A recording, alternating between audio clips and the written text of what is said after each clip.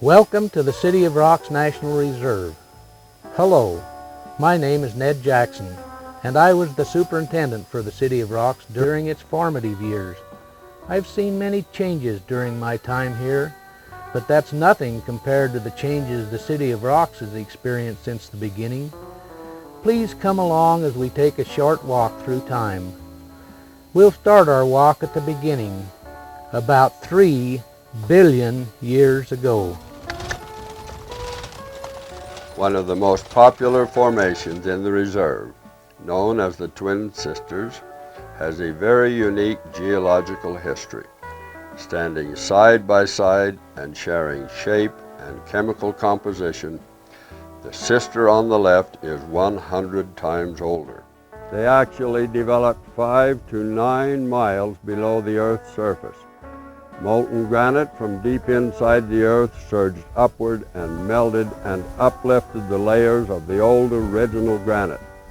One of the best examples of this can be seen to the northeast of the Twin Sisters and across the valley. The newer light gray granite of the approximately 30 million year old core section is topped by the old brown rock, which is about 3 billion years old. A typical granite dome formation can be seen in the South Circle Creek area where the rocks are exposed and weathered. Another granite dome formation is Castle Rocks, which is some of the younger rock in the area. The unique geology of the City of Rocks created an ideal environment for many plants and animals. This ecosystem supported the Indians who came later and lived off the land. The Indians hunted in the City of Rocks region and gathered pine nuts, berries, and other foods to subsist on. The Bannock and Shoshone Indians were living off the land in the City of Rocks and surrounding areas when the white man first explored it. They were very mobile because of the horses they herded in the area, descendants of the strays lost by the Spanish conquistadors in the 1700s. Fur trappers and exploring mountain men were the first non-Indians to come into the City of Rocks locale. Although the fur trade had no immediate effect on the City of Rocks, geographical discoveries had an effect on the region. Joseph Walker rediscovered Granite Pass in 1834.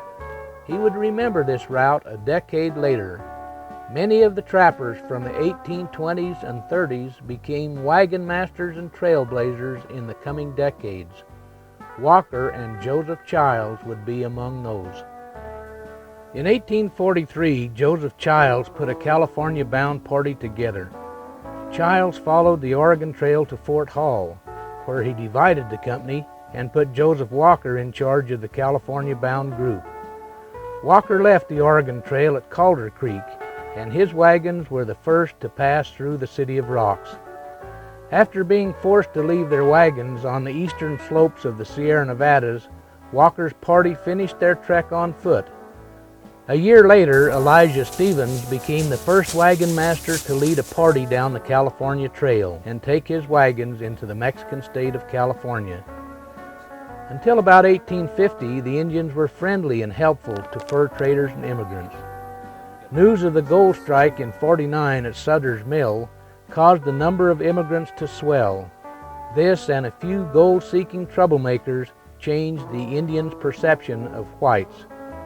In the years between 43 and 63, almost 200,000 immigrants passed along the California Trail, encountering many hostile Indians.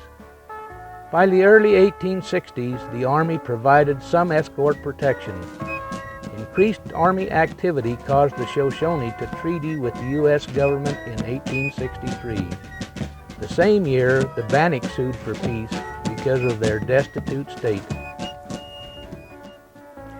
As the California Trail became more heavily used, some of the immigrants chose to stay in the City of Rocks and surrounding area.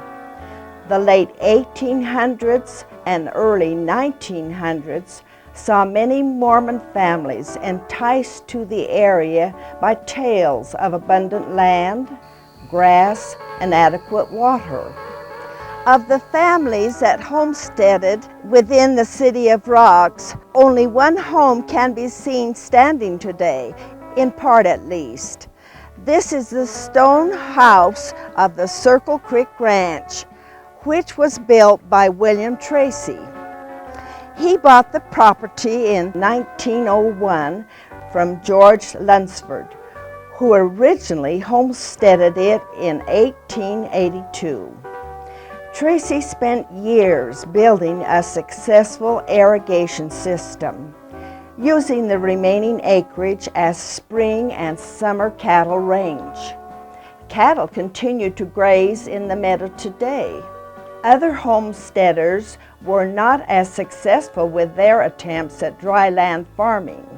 Many succeeding years of less than adequate rainfall, rabbits, and early frosts all took their toll. These problems, teamed with harsh winters, forced many settlers into wage employment in neighboring towns where their children could attend school.